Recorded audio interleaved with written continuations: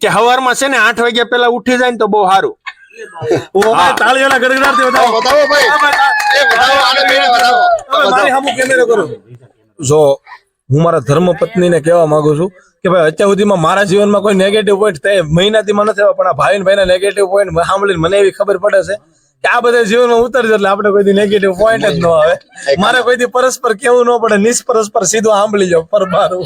કાના હવે આ પાંચેય ભાઈઓમાં છે ને બચપનની એવી એક યાદો એવી રાખશું કે કોણે વધારે માર ખાધો છે ને સ્વેચ્છાએ બોલી જવાનું છે,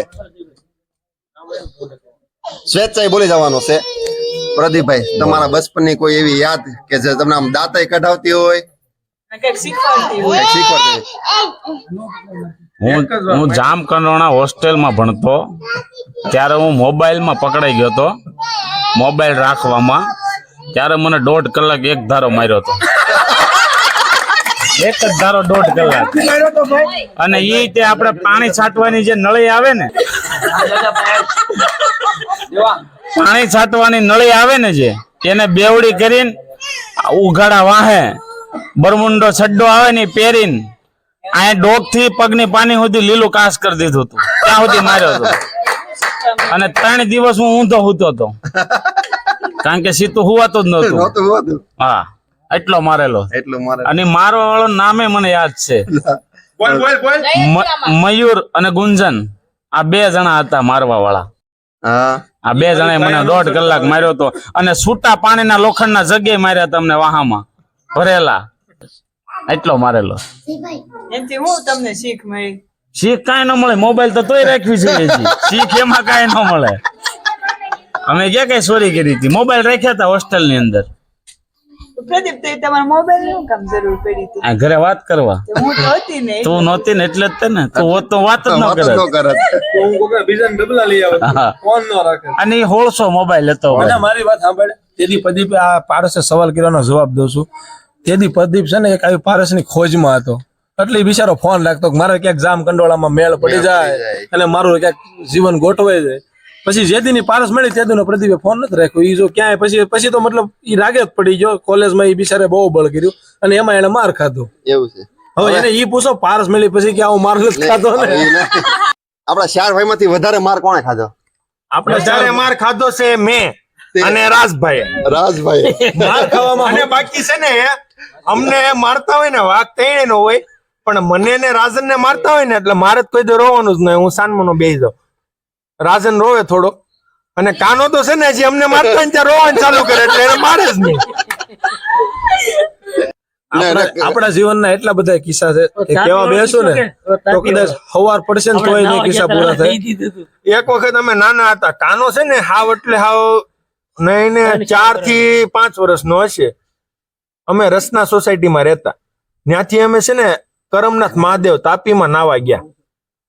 પછી કાનાને એમ કીધું તું અમે કે કોઈને કેતો નહીં એમ ઘરે જઈને. તો કાનાએ ઘરે જઈને એમ કીધું અમે તો મોટા તળાવે ગયા હતા. તો એની મમ્મીએ છે ને એને ફોન લાવીને પૂછી લીધું ક્યાં ગયા હતા એમ. તો એને કહી દીધું કે અમે મોટા જબરા તળાવે ગયા હતા. પછી તો અમને સાંજે ધબધબાટી બોલાવી અને કાનો તો પેલા જ રોવા મળે. એટલે કાનાભાઈ બેસી ગયા ને અમારો વારો પડી ગયો. આવા બધા મારી પાસે બહુ ઝાઝા કિસ્સા છે. અમે બહુ નાના હતા અને ભાવિને ભાઈને કે હરખ જ અલગ, ગાંડો હરખ કે મારે ગાડી શીખવી છે. અને બરોબર ઈ સમયમાં મારા બાપા પાસે સીડી ડોનની કેલિબર ગાડી, અને કેલિબર ગાડીમાં ચાલુ કરો તો ભડભડ ભડભડ અવાજ આવે. એટલે ભાવિને એમ કે બપોર વસાડું છે, બાપ બધા હુતા છે, આપણે ગાડી શીખવી છે. એટલે સૌથી પહેલો જયારે ભાવિને 7મું 8મું ભણતો હોય છે એ સમયમાં કદાચ કોઈ ગાડી ન શીખીએ કે મારા અંદાજે, પણ ભાવિને કેલિબર ગાડીમાંથી બેસી જાય ને વાહ મને કે હાલો મારો ધક્કો. હું રાજન ધક્કો મારીને ભાઈ હેન્ડલ સંભાળી કે મને ગાડી આવડી ગઈ. હેન્ડલ સંભાળવામાં કીધું ગાડી આવડી ગઈ, બહુ સારું કહેવાય. પછી એક દી બહુ તાહ ચડ્યું કે કાને સાવી લેતો તું. અમે સાવી લઈને કીધું હાલો વાડીએ જઈએ, અને વાડીએ ગયા. અમારે સમ્રાટની વાડી બાજુથી સીધે હોરવા નીકળ્યા અને ભાવિને કીક મારીને ચાલુ કરી, પણ 5-7 જણા બેસી જાય છે રોડે. પણ ઈ તેદીથી ભાવિને જે ડેરિંગ કર્યું ને તેદું એને ગાડી આવડી ગઈ. પછી એની પાસે અમે બધા ગાડી હાંકતા શીખ્યા. પછી આવી જ રીતે 2 વ્હીલ નો કિસ્સો કીધો. હવે એનો 4 વ્હીલ નો કિસ્સો મને યાદ છે બરોબર. મારા પપ્પાએ એની જિંદગીમાં પહેલી વાર સુઝુકીની મારુતિ જેન ગાડી લીધી. અને ભાઈ કે મને ગાડી ફાવે છે કાકા. તે મારા પપ્પા કે ભાઈ તને ફાવે છે કે હા. અરે હું મારા દોસ્ત ની કે રેગ્યુલર ગાડી હાંકું. ભાવિને કે તો કામ કરે, કામ તું કે ગાડી છે ને રોડે પડી છે, શેરી મૂકી તો હું ને ભાવિને બે ગાડી મૂકવા જાય પાર્કિંગમાં. તો ભાવિને હું હુરાતન સીડ્યું, મને કે ખાના બે જ આપણે આટો મારવા જાવ. મેં હાલ હાલ તને આવડતું હોય જવાનું જોઈએ ને. તે ગયા તો ભાવિને માર્યું લીવર ડોલ. ઝેનમાં તો પેલા સમયમાં કેવી ગાડીઓ આવતી, અત્યારના સ્ટેરિંગ છે ને પાવર સ્ટેરિંગ આવે, ખાલી આમ ઈશારો કરો ને ત્યાં રાઉન્ડ ફરી જાય. અને પેલા તો તમારે ખટારાને જેમ આમ સ્ટેરિંગ ધમવું પડે. તો ભાવિને કીધું હાલ આપણે બે જઈને સમ્રાટના નાખી દી. ભાવિને ગાડી વાળી ભાઈ, અને પેલા ગેરમાં ભાવિને લીવરનો પાવડો વધારે દેવાઈ ગયો. એક ભાઈ બિચારા ટિફિનનું ડબલું લઈને હાલ્યા જતા હતા. એ ટિફિનના ડબલા વાળા ભાઈને એને બોનેટ માથે બેહાડ્યા. પછી ગાડીની અંદર બેઠો બેઠો મને પૂછે કે કાને હવે શું કરવું? આ ભાઈ તો બોનેટ માથે છે. મેં કીધું ડો હવે જવા દે કઈ કર. અને ભાવિને હું દાય ચડી લીવર મારે, ઓલા ભાઈ કાચમાં ટિફિન ભટકડે, રહેવા દે. ઉતરું એટલે બહાર નીકળે એટલે મારે મને પાડી દઉં. ભાવલો કે હવે કરવું હું? પછી ભાવિને ચાલુ કર્યું જેનમાં ઓમ ઓમ ઓમ ઓમ ઓમ ઓમ. ઓલા ભાઈ જેવા પડ્યા, મને કે હવે છે ને ઘરે ન જવાય, હવે વયા જઈ કે સીધે સીધા તમારે જવાનું તું આમ, અને અમે વયા જાય સીધા યોગી છો. કે કેમ પણ જો હજી બીવે છે ને પગ ધરવું છે પાછો. મને એમ કે જો કે પગ ધરવું છે. એટલે અમારા 4 ભાઈમાં સૌથી વનાનીનું ઝાડું હોય ને તો આ, અને બીજા નંબરનું આ, ત્રીજા નંબરનું તો હું આવું, ચોથા નંબર અજયભાઈ. મારું મગજ થોડુંક ડિક્શનરી જેવું છે, એટલે મને જૂની યાદો મારા મગજમાં સ્ટોર થઈ ગયેલી હોય અને હું જલ્દી ભૂલી ન શકું. મને 4 ભાઈઓને તમે કહો ને તો સવાર સુધી બોલ્યા કરો ને એટલી મારી પાસે યાદો છે. આ ભાવિની ને રાજનની ને અજયભાઈ તો હું છે ગામથી માણા ગામડે રહેતો, આપણે રહેતો ને અમારા 3 સૌથી વધારે તોફાન હતા. એમાં એક કિસ્સો તમને કેવો હોય તો બીજો કિસ્સો હું તમને એવો કહીએ કે ભાવિનભાઈ બરોબર નાનો, અને ભાવિનભાઈ અને રાજને માવાના રબર વીણી પછી ભાવિનભાઈ અને રાજને ગિલોરી બનાવી. એટલે અમારે છે ને અમે ત્યારે બધા ભેગા રહેતા, અને અમારું નાનું એવું ઘર. તમે ધાબે જઈને જોઈ કે આ ગિલોરી શું કામ આપે. ભાવિન કે હાલો આપણે 3નો વારો.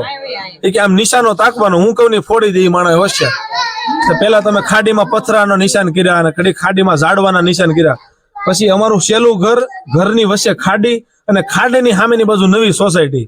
તે ભાવિને કીધું હામની બારીનો કાચ ફોડી નાખે ને એનો હું નિશાને બાસ ગણું.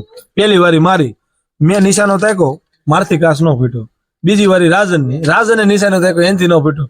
અને ભાવિને લીધો આવડો પાણાવ, આમ નિશાનો તાકીને કાચ ફોડ્યો ને કાચ ફૂટ્યો ને ત્યાંથી 2-4 બાયું આવી, કયા છે વૈનાની આવી ગાળ્યું કાઢી.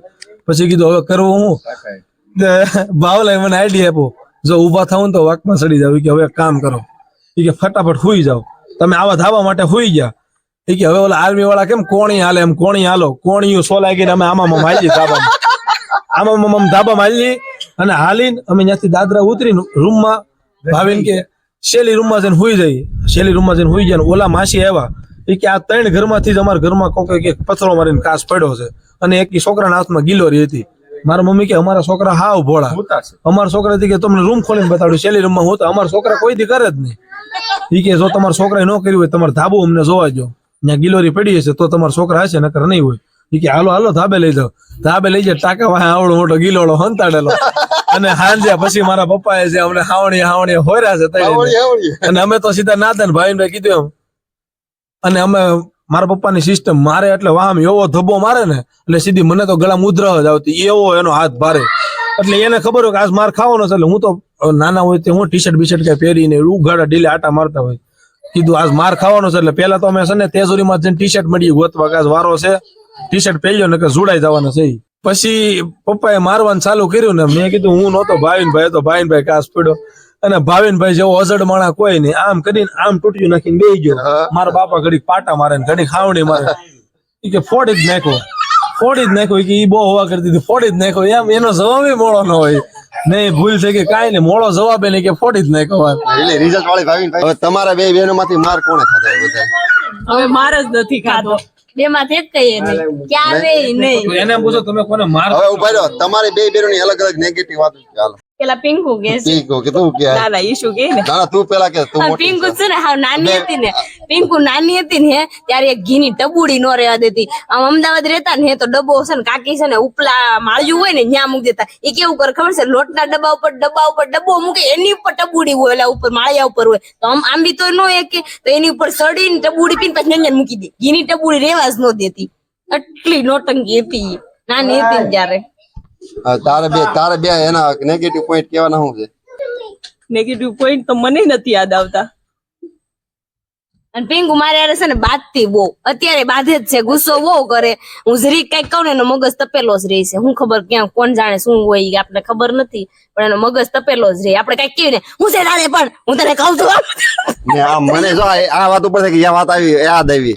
ભાવિન કારક આમ હુતેલો હોય ને, કેમ કે હું ઘરે આવીને તે હુતો ન હોય ને, હુતેલો હોય ને તે મને એમ થાય કે આ પિંક વાર કઈક બોલ્યો હોય છે, તઈ જ હુતેલો છે. પમદી હુતેલો હતો, મારે કામ હતું એટલે મેં કઈ જગાડ્યો નહીં. મેં કીધું કઈક બોલ્યો છે ને, એ બરોબર ઇસ્ત્રી કરતી હતી. ઈ એવી છે ને, એવી થોડી નાની વાતમાં છે ને એનો મગજ છે ને થોડોક તપી જાય. એટલે તારે મગજ છે ને થોડોક શાંત રાખવાનું, એમ કહું છું. એવું તો મારી સિસ્ટમ માં ગોઠવું નથી. અને છે ને આપણે એને પૂછવું હોય ને આપણે કઈક થોડું, તો હું છે ને પેલા વિચાર કરું કે પૂછવું કે ન પૂછવું. મારે પૂછવું હોય ને તો મારે વિચાર કરવો પડે. એને પૂછવું ને, જો એને મારે થોડુંક આડાવાળું પૂછાઈ ગયું ને તો એ મોઢું એટલું પ્રકારનું બગાડે ને એની વાત જાય. આ તો મારા બેન છે એટલે કઈ કેવાય નહીં, કઈ તો દીધું. તમે પાસે લગ્ન પેલા તમને કઈ મજા હતી ને કઈ મજા સીનવાઈ ગઈ છે? રેડી? જે હોય સત્ય સનાતન કહેવાનું છે. રેડી? એમ સમજી લો કે આ કઈક છે, એની પર હાથ મેકીને તમે કીધું કે અમે સાચું જ કહીશું. એમ મારા ઉપર હાથ મૂકો, બચ્ચી મારા ઉપર હાથ મૂકો, બધા સાચું જ કહેજો. સાચું ને? ઓકે, હાલો. અહીંયા બધાને બે આપણે સાચું કહેવાનું છે. એટલે પેલા આપણે લેડીઝ નો વારો લઈશું. એના લગ્ન પેલા હું મજા હતી કઈ મજા સીનવાઈ ગઈ. અહીંયા લાવો. તમે છે ને જૂની લેડીઝ થી ચાલુ કરજો એટલે નવા લગ્ન વાળાને પેલા વિચારવાનું ગાળો મળી જાય. નહીં, સમૂહમાં જ કહેવાનું છે. અમે સમૂહમાં બોલ્યા લગન પેલા અમારે બધાને જન્નત હતી. જન્નત હતી. હા, હાથ ને સમાય ને જન્નત. લે અહીંયા આવીને પછી તમે આમ સિરિયસ થી કયો કે લગ્ન પેલા હું મજા હતી ને? એટલી બધી સિરિયસ થી તો એકાદી બે વાત કયો. ડિટેલ માં થોડું એકાદી બે વાત કયો. આમ લગન પેલા જે મોજ હતી ને ઈ મોજ રહી, અને લગન પછી તો હું રસોઈ કરવાનું, કામ કરવાનું, છોકરા થઈ જાય પછી એના એમાં ને એમાં જ રહેવાનું. આ લગન નું આમને નાયલા કરે, સવારનું શેડ્યુલ શરૂ થઈ જાય, સાંજ સુધી કન્ટિન્યુ ચાલ્યા નાશ જ કરે, કરે, ચાલ્યા જ ચાલાશ કરે. કરે, બંધ જ ન થાય. તમારે સામું લાવો. કાના ભાઈ બે શબ્દ તમારી ઘરે કોઈ દીકરીનો જન્મ થાય ને એટલે એને વલાવવાની જોઈએ. એ આવા વિચારો મગજમાં લાવે નહીં તો એને જીવન માટે બહુ સારી વાત છે. આ મારે કહેવાની વાત છે. અને લઠ્ઠાના જીવનમાં લગ્ન થયા પછી કેટલા દુઃખ હોય ને એ એને જ ખબર હોય. લઠ્ઠો કોઈ દી કોઈને કઈ નથી શકતો.